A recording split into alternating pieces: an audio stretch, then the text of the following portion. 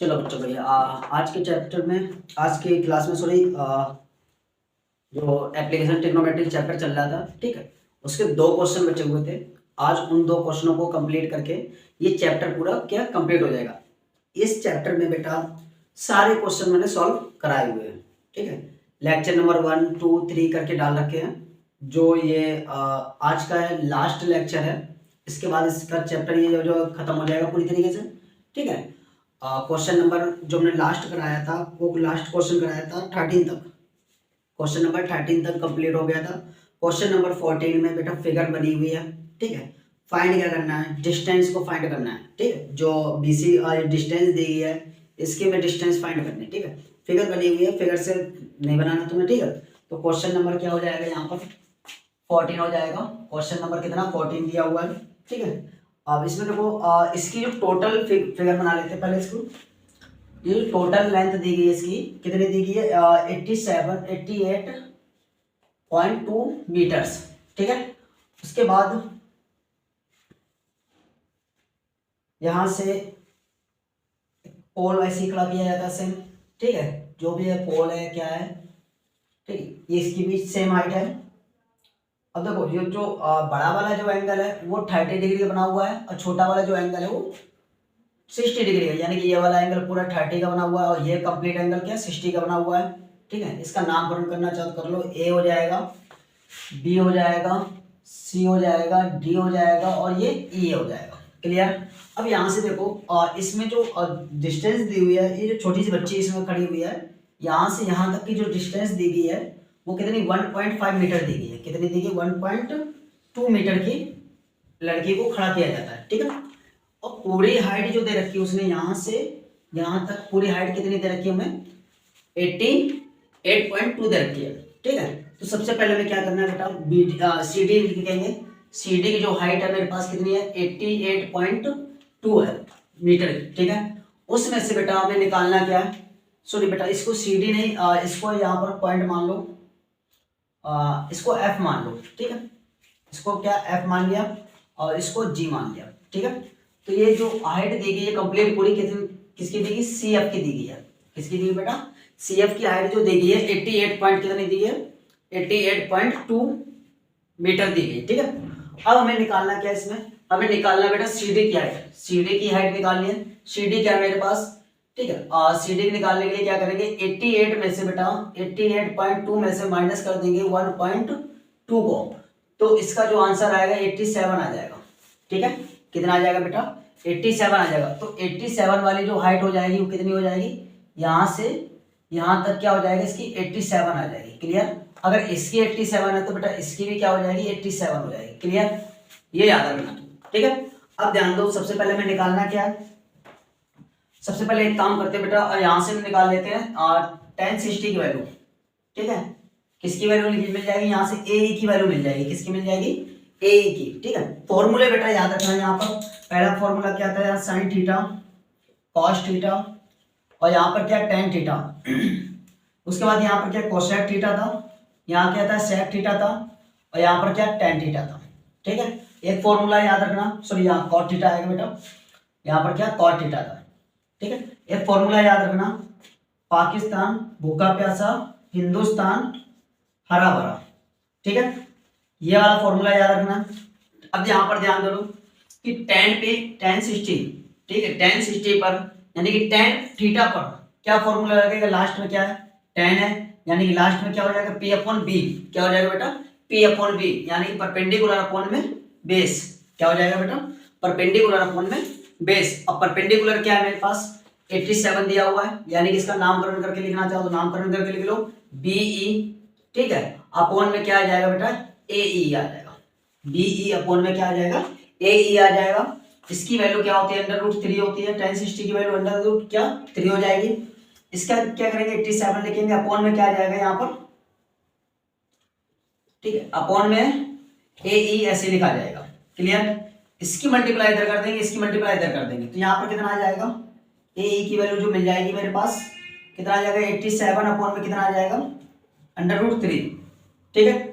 अब इसका क्या करना है रेशनलाइज कर देना, ठीक है। इसको रेशनलाइज करेंगे कितना हो जाएगा यहाँ पर 87 √3 अपॉन में कितना आ जाएगा 3 आ जाएगा। इसको काट देंगे, कितना आ जाएगा 29 बार में। इसको डिवाइड कर दो,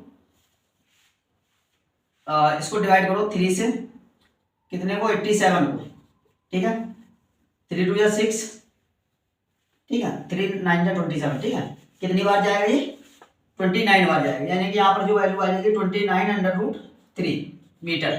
किसकी वैल्यू आ गई है, ए ई की वैल्यू आ गई। किसकी है बेटा, ये ए ई की वैल्यू आ गई है। अब निकालना क्या है, 10 30 निकालना बेटा।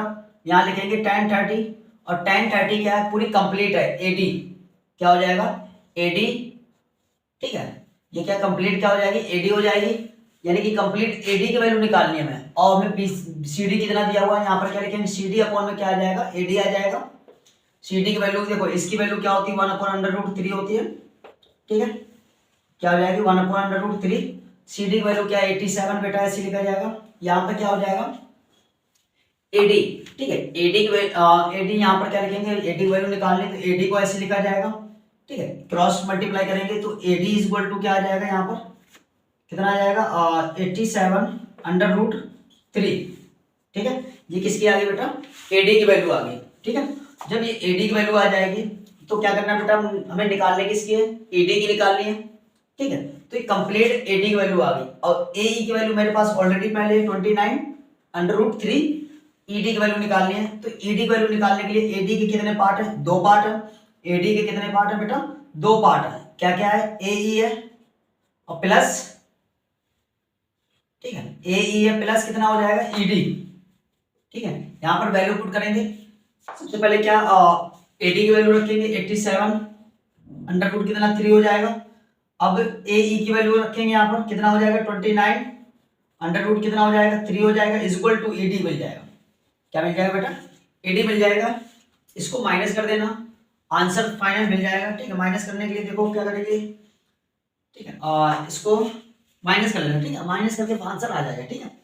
तो ये क्वेश्चन हो गया, क्वेश्चन नंबर 14। एक बार दोबारा देख लो, फिगर उसमें बनी हुई है हमें, ठीक है। फिगर बस रफली यहाँ पर बना रखी है हमने, ठीक है, समझाने के लिए। बाकी किताब में फिगर बनी हुई है, ठीक है। कंप्लीट उसने हाइट जो दी हुई है, सी एफ की जो हाइट दी गई है 88.2 मीटर दी गई है, ठीक है। सी एफ नामकरण अपने हिसाब से कर लेना, मैंने अपने हिसाब से नामकरण किया हुआ है, ठीक है। तुम्हें जो अच्छा लगे उस हिसाब से अपना नामकरण इसमें कर सकते हो। तो 88 क्या हो जाएगा, इसका सी एफ की वैल्यू हो जाएगी। हमें रिक्वायरमेंट किसकी है, सीडी की वैल्यू रिक्वायरमेंट है, किसकी, सीडी की वैल्यू रिक्वायरमेंट है। तो क्या करेंगे 88.2 में से माइनस कर देंगे 1 पॉइंट, ये 1.2 क्या है, 1.2 के एक कोई मीटर की कोई लड़की को खड़ा किया गया वहां पर, ठीक है, जो उसकी हाइट है। तो उसकी हाइट को माइनस कर देंगे किसे में 88.2 में से उसको माइनस कर देंगे। जो वैल्यू आएगी हमारे पास कितनी आ जाएगी 87 आ जाएगी, ठीक है। जब 87 आ जाएगी तो यहाँ पर मैं क्या पहले सबसे पहले एक एंगल देखो, यहाँ पर छोटा एंगल यानी कि बड़ा एंगल देखा जाएगा। ये जो एंगल है क्या है tan 60 है। tan 60 क्या हो जाएगा, परपेंडिकुलर अपॉन में बेस होता है, ठीक है। बी ई अपॉन में ए ई हो जाएगा। tan 60 की वैल्यू क्या होती है, अंडर रूट 3 होती है। बाकी वैल्यू पुट कर देंगे, क्रॉस मल्टीप्लाई करेंगे, क्रॉस मल्टीप्लाई करके ए ई की वैल्यू को फाइंड कर लेंगे, जो कि आएगी क्या 29√3। उसके बाद tan 30 लिखेंगे। tan 30 क्या होता है, सी डी अपॉन में ए डी हो जाएगा, ठीक है। अब यहाँ पर देखो जरा, tan 30 में पूरा बेस आ रहा है, यहाँ पर ये पूरा जो बेस है ये पूरा tan 30 पूरा बेस आ रहा है, ठीक है। तो तुम्हें भी ऐसे लिख देना है, एडी की वैल्यू ऐसी रखनी है, सीडी जो तुम दे रखा है 87 दे रखा है, क्योंकि दोनों पोल की हाइट कैसी है, सेम है। दोनों पोल की हाइट कैसी है, सेम है। तो यहाँ पर तुम्हें 87 रख देना। इसकी वैल्यू क्या होती है 1/√3 होती है। क्रॉस मल्टीप्लाई करेंगे तो एडी की वैल्यू हमारे पास क्या आ जाएगी 87√3 मीटर्स। कितनी हो जाएगी 87√3 मीटर्स हो जाएगी। अब यहाँ पर देखो एडी के क्या 2 पार्ट है, एडी कंप्लीट पूरी हाइट है, एडी के 2 पार्ट हो जाएंगे, ए ई और ईडी। क्या हो जाएगा बेटा, ए ई और ईडी हो जाएगा, ठीक है। अब यहाँ पर एडी की वैल्यू रखेंगे 87√3 और ए ई की वैल्यू रखेंगे 29√3 इक्वल टू क्या आ जाएगा, एडी आ जाएगा, ईडी आ जाएगा, ठीक है।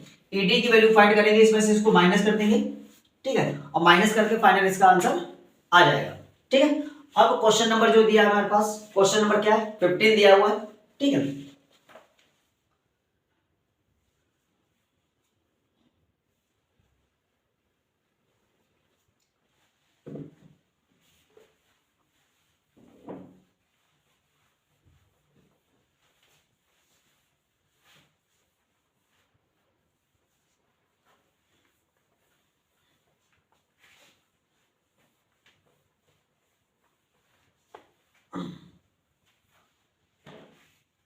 देखो क्वेश्चन नंबर 15 में डिप्रेशन एंगल बनाना है, ठीक है।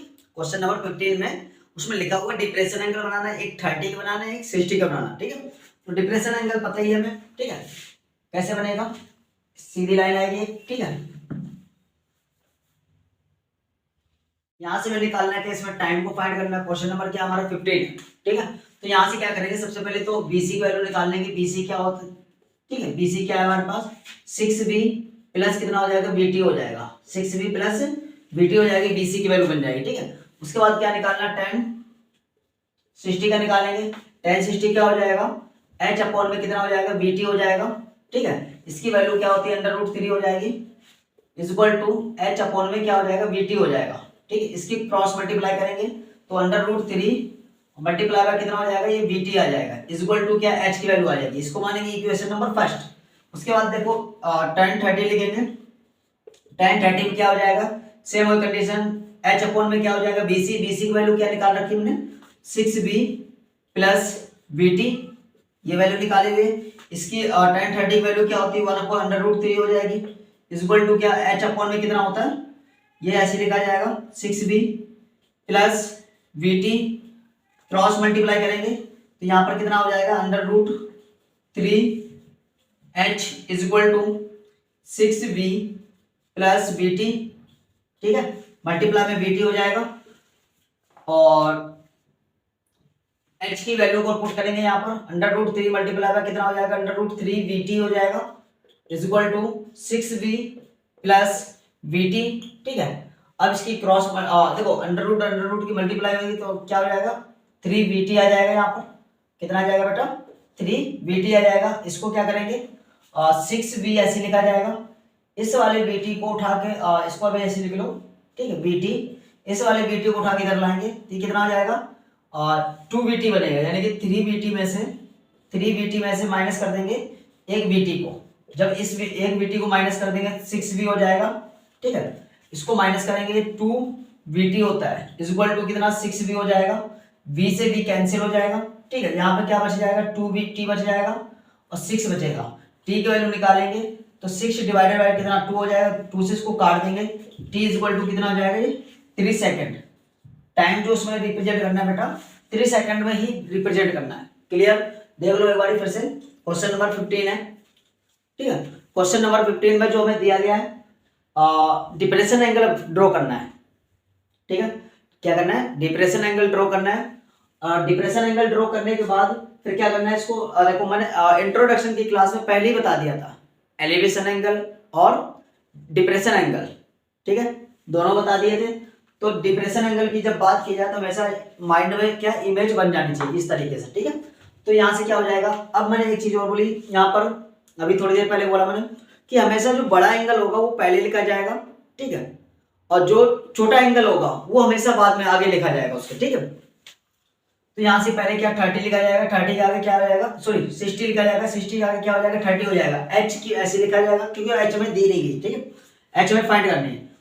और उसके बाद यहाँ से क्या करेंगे, tan 60 फिर tan 30 दोनों को सॉल्व करके इक्वेशन सॉल्व करनी है और यहाँ से टाइम निकाल देना इसका, ठीक है।